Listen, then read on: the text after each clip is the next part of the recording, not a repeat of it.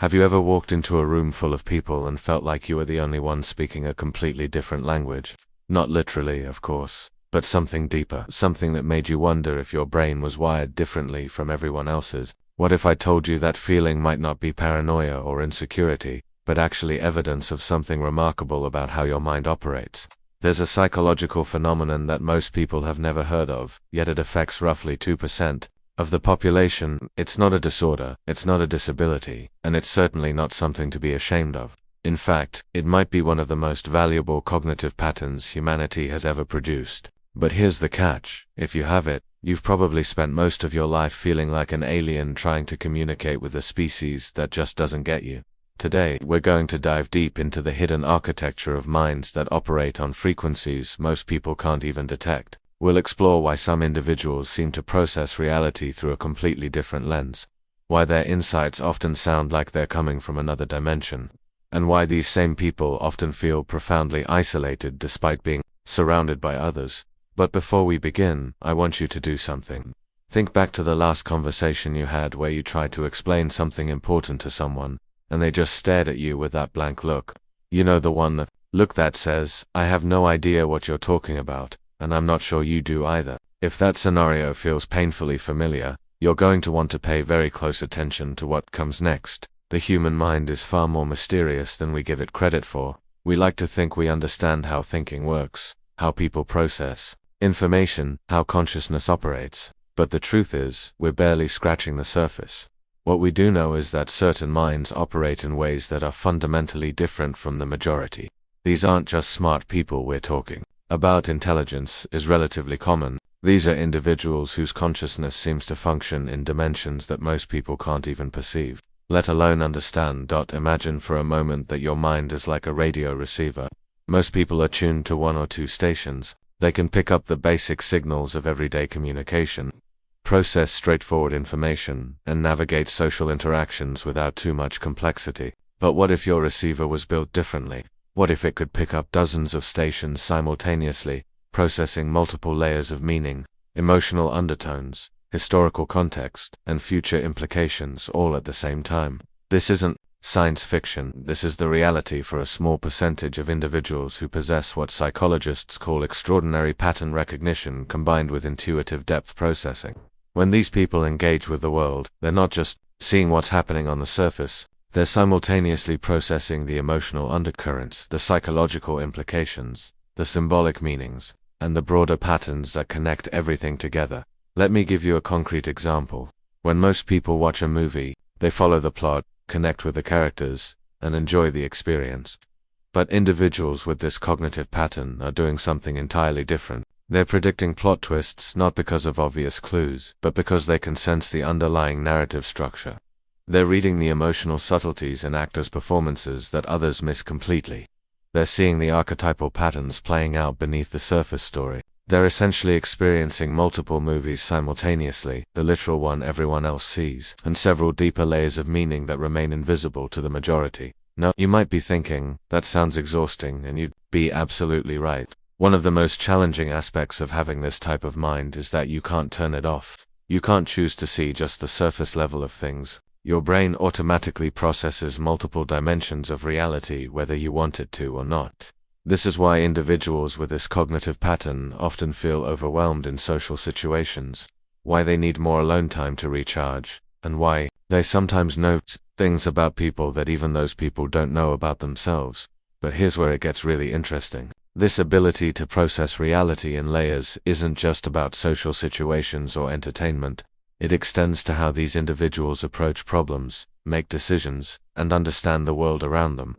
While most people rely heavily on linear, logical thinking, step 1 leads to step 2 leads to step 3, these minds operate through what we might call intuitive synthesis. They don't reject logic, but they recognize its limitations. They understand that pure rational analysis, while useful, often misses crucial elements of any situation. So instead of thinking in straight lines, they think in webs of connection. Instead of processing one variable at a time, they consider multiple factors simultaneously. Instead of seeking simple answers, they embrace the complexity and paradox that characterizes most real-world situations. This creates a fascinating problem when it comes to communication.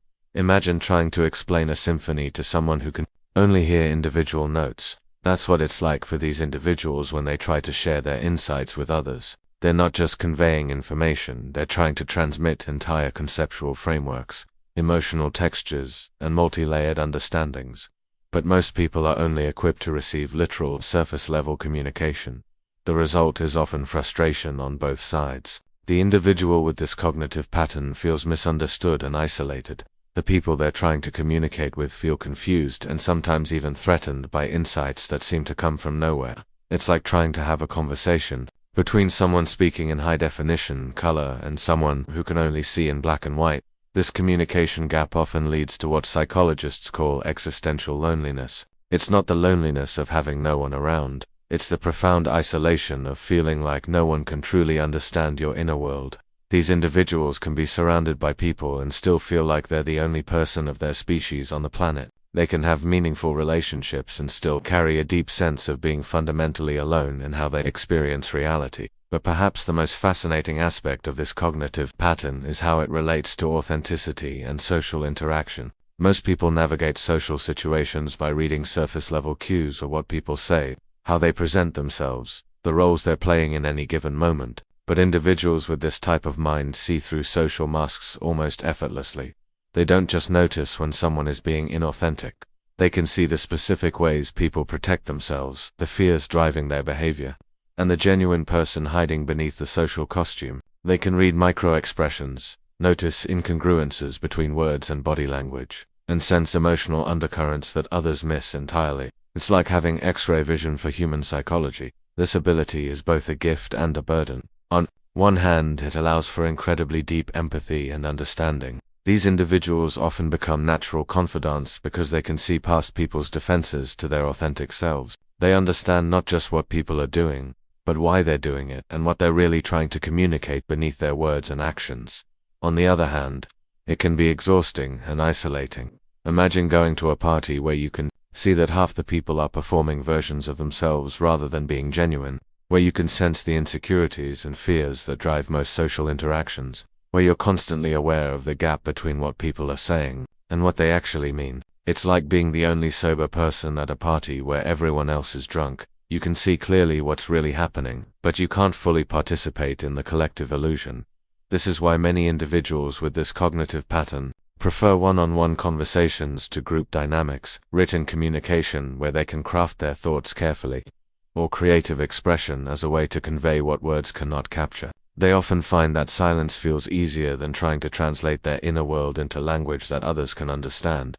But here's what's truly remarkable about these minds: they don't just see the surface level and the hidden depths. Simultaneously, they're also naturally drawn to what psychologists call shadow integration. Most people are uncomfortable with the darker aspects of human nature. They prefer to focus on the positive, to see people as either good or bad, to maintain clear moral categories that make the world feel safer and more predictable. Individuals with this cognitive pattern are different. They're genuinely curious about the full spectrum of human experience, including the parts that others find disturbing or threatening. They want to understand why people do terrible things, what drives destructive behavior, how the human psyche can contain such contradictions. They're not condoning harmful actions, they're trying to comprehend the human condition in its entirety. Individuals with this cognitive pattern are different. They're genuinely curious about the full spectrum of human experience, including the parts that others find disturbing or threatening. They want to understand why people do terrible things, what drives destructive behavior, how the human psyche can contain such contradictions. They're not condoning harmful actions, they're trying to comprehend the human condition in its entirety. This fascination with psychological complexity often draws them to morally ambiguous characters in literature and film. To true crime stories, not for shock value but for psychological insight. To philosophy and psychology and fields that explore the depths of human experience. They're drawn to conversations about topics that others find uncomfortable or taboo because they understand that to truly know yourself and others, you must acknowledge the full spectrum of human potential. Most people find this unsettling because they're operating from psychological splitting, good versus evil, right versus wrong, light versus dark. These minds have moved beyond such simplistic categories into a more nuanced understanding of human nature. They recognize that everyone contains multitudes, that the capacity for both great good and great harm exists within every human being, and that understanding these contradictions is essential for psychological maturity.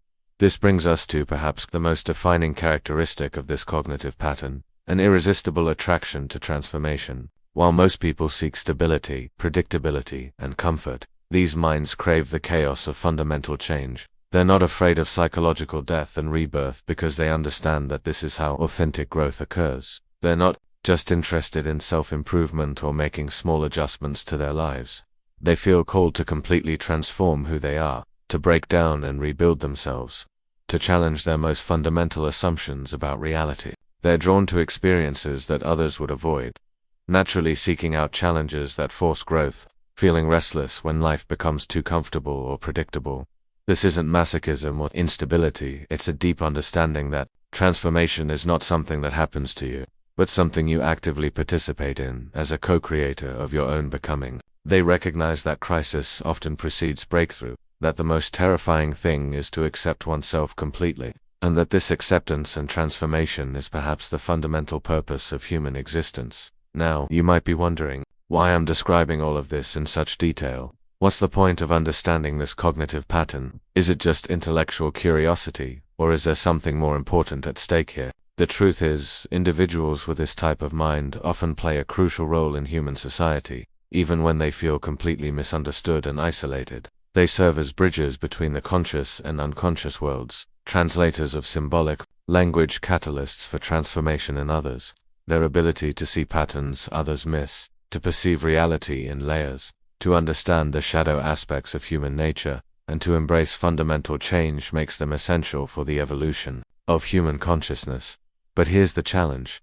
Many of these individuals don't realize the value of their unique perspective. They've spent so much time feeling different, weird, or broken that they've internalized the idea that their way of thinking is somehow flawed. They've tried to fit into conventional molds, to communicate in ways that others expect, to suppress their natural insights in order to feel more normal and accepted. This is a tragedy not just for the individuals themselves, but for humanity as a whole. When these minds try to conform to conventional patterns of thinking and communication, we lose access to perspectives and insights that could be transformational for our species. We lose the bridges between different levels of consciousness, the translators who can help others expand their awareness, the catalysts who can help facilitate growth and change. So if you recognize yourself in this description, if you've felt like you speak a different language, if you see patterns and connections others miss, if you're drawn to complexity and transformation, if you feel existentially lonely even when surrounded by people, I want you to understand something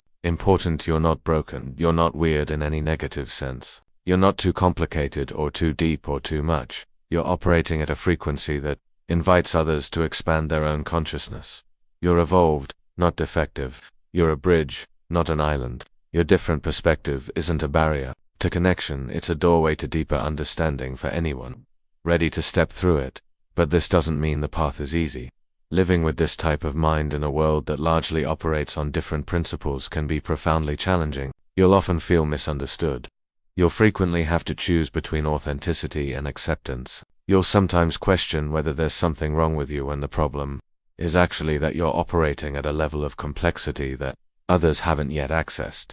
The key is learning to honor your unique gifts while finding ways to connect with others who may not speak your language but could benefit from your insights. This might mean developing patience for the translation process, learning to break down complex insights into digestible pieces. It might mean finding communities of like-minded individuals who share your cognitive patterns. It might mean expressing yourself through creative mediums when direct communication fails. Most importantly, it means recognizing that your role in the world isn't to become normal, it's to help normal expand its definition. You're not here to shrink yourself to fit conventional expectations. You're here to model what it looks like when consciousness expands. Beyond ordinary boundaries, the world needs people who can see what others miss, who can translate between different levels of awareness, who can serve as catalysts for growth and transformation. The world needs individuals who are comfortable with complexity, who aren't afraid of psychological depths, who understand that authentic growth requires embracing both light and shadow. Your mind isn't a problem to be solved, it's a mystery to be lived, a gift to be shared, a doorway to deeper understanding.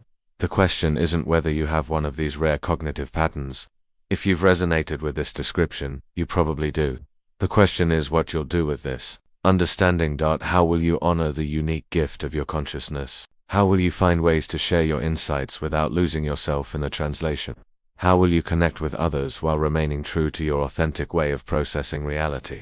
How will you use your ability to see patterns and depths to contribute to the evolution of human understanding? Remember, feeling alone in your way of thinking doesn't mean you're actually alone. There's an invisible community of minds like yours scattered across the world, each grappling with similar experiences, each contributing to the expansion of human consciousness in their own way.